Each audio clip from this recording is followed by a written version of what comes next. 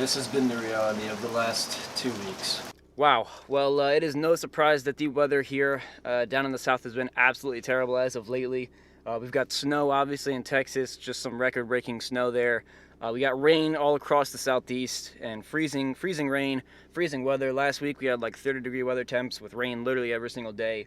Then we had more rain the next week, about 40-degree weather temps, so we got a little bit better. And today it's 64 degrees. We finally got a break. Spring is finally almost here. I'd probably give it a few more weeks until we finally start to see some spring weather. It's going to be 70 tomorrow. It's kind of like a little bit of a warm front, and then it's going to get a little colder. So today, we're going to be having some fun. After all this terrible weather, we're going to be doing a little bit of an experiment, because I still think, I know that it's still a little bit too early to be going out and really catching a lot of fish. So today what we're going to be doing is we're going to be looking at the Deeper Smart Sonar. I'm sure most of you guys have heard of the Deeper Smart Sonar before. If you haven't, basically, to keep it short and simple, it's a portable fish finder that you cast out and see what's in your ponds, what type of structure, what the water temps are, how deep it is, what fish are there. And yeah, it's basically a portable sonar. I'm sure most of you guys have heard of Deeper Smart Sonar. So what we're going to be doing is we're going to be going to the pond now. I'm going to go to a real local pond. We're going to see just exactly how this water is. And I'm pretty curious. I've never really used the Deeper before, to be honest with you. I've taken it out of the box and I've kind of configured it and whatnot. I've downloaded the app. And this guy is actually kind of an older model. It's a Deeper 3.0. I'm not sure if that's the exact model, but it's definitely older. It's not like the Chirp or anything new. So we're going to be seeing just if it holds up still in 2021, and I might use this guy during the summer. I don't know. What I do know is that I probably should have used it during the winter when the fishing was terrible, but who knows? Maybe this guy will come in clutch. Maybe will really show us some interesting things that we've never seen before. And yeah, by the way, Deeper, you guys do follow me on Instagram, so if you're looking to work with me, hit my business email up. But enough of that for now. Let's just go ahead and head to the pond and play around with this guy, have some fun, see what the water's looking like, and yeah, I'll catch you guys at the pond. And yeah, let's have some fun. Okay. There's like 6 cars parked right at the park. For good reason, obviously. I mean, we haven't seen a day like this in 4 months, 5 months, so I'm hoping this pond is deep enough. But I will say one piece of constructive criticism already that I do have to say is the fact that, as far as I'm concerned, these guys don't have hook keepers. Or at least something to put onto the hook keeper. Look at these geese. So, as far as I'm concerned, they don't have that, which is kind of annoying because it just strings around all your lines. Maybe that's the thing with the Chirp, but not this model. I have no clue. But I'm hoping this pond's deep enough, and as you guys can already see, yeah, you guys can just see the mud. This pond is usually fairly clear, probably about 2 feet of visibility. Usually this will probably got about 3 to 4 inches of visibility. I'm gonna give a quick little touch here. Yeah, as I expected, it's still very cold. Just because we got one nice day of weather doesn't mean it's going to warm up automatically. So, all right, so in case you are just so wondering, I've got this guy tied up on my 7-foot medium heavy, I believe it's a heavy, ugly stick. I used this guy for salt water, for the In the Surf when I was fishing in Florida, and I've got it on 65-pound braid on a 40-pound braid backing, so real strong stuff. Palmer knot. Hopefully this shouldn't be going anywhere. Real heavy setup. I would not recommend throwing this guy on a bass setup, no matter what your line is, because, well, this guy's like 3 ounces if I had to guess, and it's pretty heavy. So yeah, don't throw this guy in bass setup. Definitely throw it on braid, and most importantly, throw it in a wide open area. Don't throw it where there's trees and overhanging stuff, or just snags in the water in general. I know there's no snags in this pond, so we should be good to go. I think what we have to do is we have to launch it out there. Okay, and we did just that. It did not snap off, which is good. So now what we need to do is, I believe we need to pull up the settings app and go to Bluetooth, and maybe it should show up. Yep, right there. Hope you guys can see this pretty well. Unfortunately, the sun isn't going to help. I did cast a good ways away out there, so we're going to test just how good the connection is. Looks like it has connected. So now what we're going to do is we're going to pull up the Deeper Smart Sonar app. Deeper is disconnected. Well, how do I connect it? Okay, we're connected. Whoa. Set up your phone. Settings, Wi-Fi assist, waterproof your Deeper. I'm in the water already, so I think now is not the best time to, okay. Yep. Deeper for boat fishing. Avoid collisions, obviously. No questions. All right, here we are. So we are in 7.5 feet of water. Our deeper's at 99%. The water temps are actually surprisingly warm, 48 degrees Fahrenheit. I can promise you guys, last week, 2 weeks ago, 3 weeks ago, the water temps were probably in the 30s. Probably like 37, 36. I apologize about any sort of background sound you can hear from the park. There's really nothing I can do about it, but we're in 7.5 feet of water, and we're pretty close to the bank. So the water's probably about a foot high than what it normally is. I know Jordan Lake, which is my home lake, although I hardly ever fish it, it is my home lake, is currently in some parts 14 to 15 feet above where it normally is. It's 14 to 15 foot flooded. So just absolutely insane how much water we've been getting, how much rain. And yeah, 46 degrees water temps actually is not terrible. It could be better. Meanwhile it's doing that, let's play around with some of the settings here. So we got a beam angle, wide and narrow. I'm definitely gonna want to go with wide here. If I had to guess, narrow is probably when you're fishing rivers, streams, that sort of stuff, or just smaller ponds. I'm assuming wide is probably good for pretty much everything else. Narrow probably gives you a more detailed description of the place, but wide probably gives you a broad description. It looks like you have restored connection. Sensitivity, I believe that's how sensitive it's gonna see certain objects and whatnot. Fish icons, turning that off because we don't really need it. We can understand what a fish looks like. But if you did turn it on, it would basically show what the fish, or where there are fish. But we can tell what the fish looks like if we see one. Looks like there's a little bit of a hump right there that we can see. Not sure what that could be. Honestly, that might be a catfish. That just doesn't look normal at all right there. You guys see that hump just pretty much out of nowhere. That doesn't really make any sense. Then again, it could just be a dirt hump or something like that. But there's also a chance that could be a fish laying on the bottom. A catfish or a carp, possibly.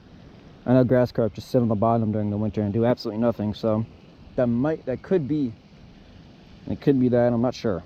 5.5 feet. Looks like the max depth for this pond is right around 7.5 feet, almost 8 foot, which is to be expected. That's how the depth is in most neighborhood ponds. We go down to 6 feet. We marked something right there. You guys see that? That right there is something of heat. That yellow, I believe, does mean thermal, some sort of heat detection. I'm not sure what that could be. We are basically right at the fountain, so that's probably about 5 foot away from the fountain right there. That could be something, maybe a bluegill. I'm not sure though. Could be a stick as well. All right, well, I'll tell you what I'm gonna do. Just because I do have time, what we're gonna do is we're gonna go and head over to a new pond. We're gonna head over to a pond in which should have more drop-offs. There's not too many ponds with a lot of interesting structure around, unfortunately. We're gonna head to that pond, which does have, I think, a few drop-offs and shelves, and it's got some points to look at. And I'm curious as to whether or not it's deeper or shallower or whatnot. So we're gonna find out, see what we're missing out on, because I've never sonared any of these ponds. I've never really sonared before in general.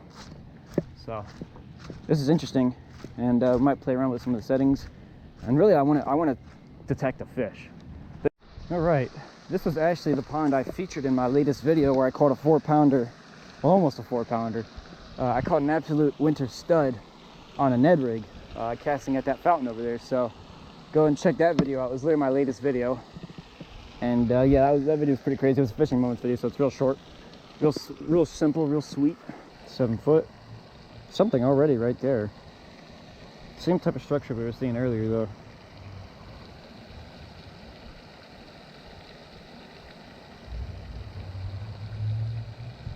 Another one. Yeah, this pond is definitely deeper. Without question, this pond is deeper. Again, no pun intended. 8.7 foot. And I find it very hard to believe that this water temp is 50 degrees. Yeah, not a chance. Not a chance that water temps are 52 degrees. Look at all of this right here though. What is that? Are those bluegill? I'm seeing a lot of whatever that could be. That's interesting. Again, all of this so far that we've seen has been all suspended. This could be grass. Honestly, it could be floating grass. Could be some bluegill. Should be some bass. But I'm seeing a lot of that. I'm not sure. So I've decided to take the rest of this review here rather than at the pond. For some reason, I just couldn't get it to connect at that pond. I think putting it under the fountain was probably not the best idea. But overall, as far as I'm concerned, some pros, some cons, and we're also going to be looking at some of the features as well on the app, because I'm sure you guys didn't really get to see that too well. With the Deeper 3.0, where this is, I know this is a fairly old model. They've got the Chirp and whatever their newer models are. I was very surprised at the battery life. I was fishing in, like you guys saw, 48-degree water temps, which were at one point like 30 degrees. So overall, the battery life was actually very, very surprising for me. I thought it was going to just, drain 1% for every 15 seconds. It'd be something crazy like that. And if I had to recommend when to use this, catfishing, I'd say catfishing is your go-to, or really anytime you're struggling.